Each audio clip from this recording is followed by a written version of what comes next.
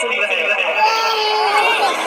लोग तो अंदर खाने ये भी कहते हैं कि भले हम और आप यानी जनता जनार्दन जिनके पास इस राज्य में करोड़ों के मतदाता हैं, जिनके पास एक भीड़ है, आप भले अपने वोट से सरकार डिसाइड करते हैं, लेकिन लोग कहते हैं अनुका स्टील कंपनी के जो मालिक हैं, क्या नाम है, श्रीमान रोंडा, वो अपने हाथ से, हम अपने मत से सरकार को डिसाइड करते हैं, वो अपने हाथ से सरकार का बनना और बिगड़ना डिसाइड करते हैं, ऐसा लोग कहते हैं। अर्थ यानी पैसा, यानी करोड़ों लोग जो वोट देकर सरकार बनाते हैं, 2-4 लोग। रोंगटा जी के कितना योगदान होगा इस सरकार को बनाने में, मत के नाम पे, लेकिन अपने अर्थ के नाम पर वो सरकार में और सरकार के निर्णयों को प्रभावित करते हैं।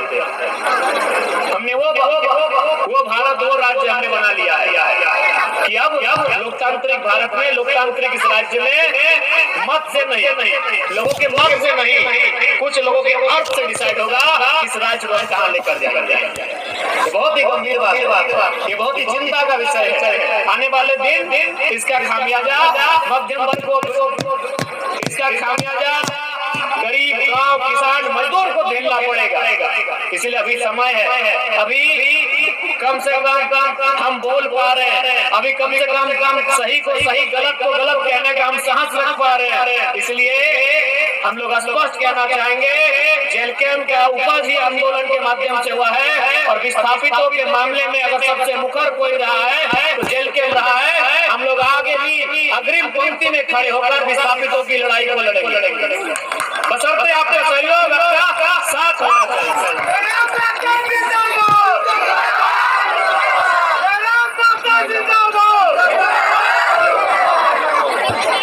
और बिल्कुल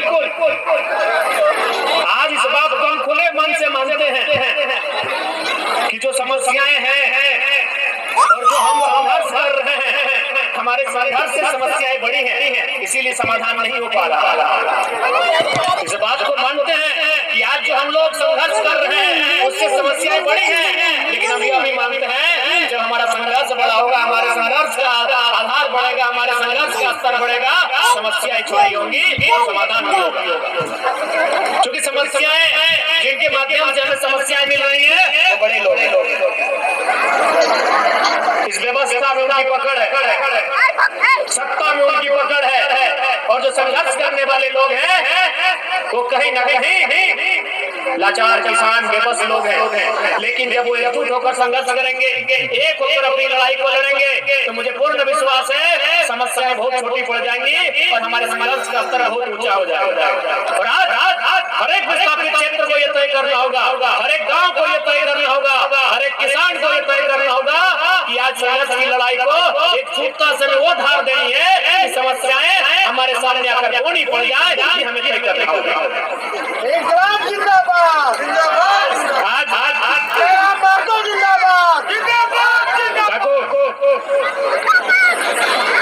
जिंदाबाद। और आज एक साल बीत गया है, विधायक बना हुआ हमारा 1 साल हुआ है, लेकिन कभी भी उन 1 सालों में 1 घंटा बैठकर अपने बारे सोच नहीं पाए। आपके कैमरे में हमारी तस्वीर बिल्कुल साफ आ रही हो, सच्चाई है। अल्ट्रा 24 का भी मोबाइल होगा आपके पास, 17 iPhone 17 होगा। आप जूम करके दूर से देख सकते हैं हमारे चेहरे की हालत, हमारे कपड़ों की हालत, हमारे पोशाक को, हमारे परिधान को, हमारे पूरे होलिये को आप जूम करके देख सकते हैं। विधायक ऐसा नहीं होता। इस बात को मानना होगा। इन 25 सालों में कई विधायक आए और आने वाले दिनों में कई विधायक आएंगे, लेकिन जयराम महतो ने विधायकी का जो लेवल जनता के बीच ले जाकर दिखाया है, बताइए इससे पहले क्या ये स्तर था विधायकी? इतने सुलभ जनता के लिए कोई था? आपने देखा होगा कई लोग आए, उन्होंने हमारे कंधे पर हाथ रखा। हमें कई लोग पीछे से बोले कि भाई कभी पे इन्होंने कभी तक ये अनुभव नहीं किया कि विधायक से मिल रहे हैं, वो एक अनुभव कर रहे हैं, वो अपने घर के एक बेटे से मिल रहे हैं, भाई से मिल रहे हैं। आज जब घर से हम सुबह निकले, लगभग 9 बजे हम लोग घर से निकले। धनबाद में भी एक विस्थापन का समस्या था, वहाँ भी कल महिलाओं से लाठीचार्ज हुआ था। हम सुबह 9 बजे वहाँ निकले, सिर्फ पुला की ओर निकले। रास्ते में बोकारो और जो आपका फोरलेन है, वहाँ एक हमारी पार्टी की दीदी रहती है, फोन किए कि हम लोग उसी रास्ते से जाएंगे, खाना बना के रख दीजिए। ये हमारी दिनचर्या है। जिस रास्ते से हम लोग गुजरते हैं, अगर किसी के घर रोड के किनारे है तो फोन कर देते हैं कि खाना बना के रख दीजिएगा। यानी आज हम लोग के पास जनता की समस्याओं के लिए लड़ते लड़ते इतना समय नहीं है कि हम लोग अपने घर जा सके भोजन करने का। क्योंकि हमें लगता है कि अभी समय है इस राज्य के लिए कुछ करने का। आज अगर इस राज्य के लिए कुछ नहीं किया जाए, आज अगर इन लोगों के लिए कुछ नहीं किया जाए, तो आने वाला समय शायद कुछ बचेगा भी नहीं हमारे लिए। आज ये परिस्थितियां हैं हमारे राज्य में। आज विस्थापितों ने इस राज्य को सजाने के लिए, इस राज्य को संवारने के लिए अपनी पूर्वजों की धरोहर, जिन पे वो जीविका उपार्जन के लिए खेती बाड़ी किया करते थे, उन्हें इन कंपनियों के अधीन किया। ये कंपनियां जब उनके बीच आई तो इन्होंने उन्हें बड़े बड़े सपने दिखलाए, बड़े बड़े सपने दिखलाए, रोजगार का सपना दिखलाया, उनके बच्चों को अच्छी पढ़ाई, अच्छी दवाई का सपना दिखलाया, अच्छी कमाई का सपना दिखलाया।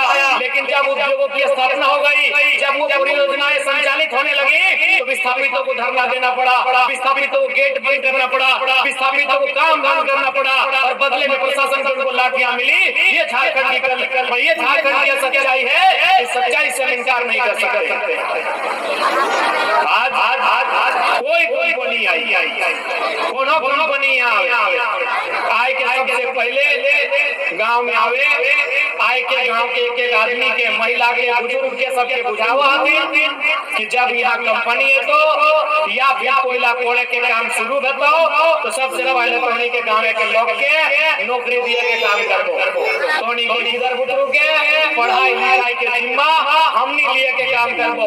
तोनी के बढ़िया स्वास्थ्य सुविधा कैसे मिल दो, एकर जिम्मेदारी हमनी लिए के काम कर दो। लेकिन आज जब परियोजना शुरू हो जाए, जब जनन के कार्य आरंभ स्टार्ट हो जाए, या फिर कोई फैक्ट्री जैसे आलू का स्टील फैक्ट्री, तमाम जो फैक्ट्री सब जब स्थापित हो जाए, तब अपनी के सुर बदल जाए। अखनियों के मालूम है कि जो सप्ताह हमारी जिम्मेदारी ली है पहरेदारी की, उन सप्ताह तक अपना आर्थिक चंदा भेजने का काम करेंगे, और बदले में उन्हीं की पुलिस हमारे घरों तक आएगी, हम पे लाठियां चलाएंगी और हमारे आंदोलन को, हमारे मनोबल को कुचलने का काम करेंगी। लेकिन वो लाख जान ले, हमारा मनोबल टूटेगा नहीं, न हमारा मनोबल टूटेगा। सच्चाई है।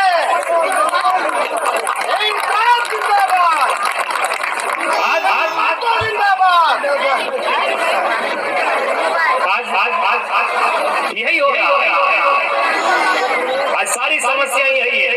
जिस दिन हमारे राजनेता, विधायक अथवा सांसद जिस दिन वो कंपनियों से, खनन परियोजनाओं से चंदा लेना बंद कर देंगे, उस दिन विस्थापितों की समस्या आधी समाप्त हो जाएगी। आपने देखा होगा कुछ दिन पहले आपके पड़ोस में एक विधानसभा है, बड़ेरा गांव, एनटीपीसी का एक लेटर जारी हुआ, जिसमें उन्होंने विधायक के आवास की मरम्मती के लिए खर्चा वहन करना था। आपने देखा होगा कि एनटीपीसी का एक लेटर सार्वजनिक प्लेटफॉर्म पर आया, जिसमें इस बात का चर्चा हुआ था, जो भी वहाँ के विधायक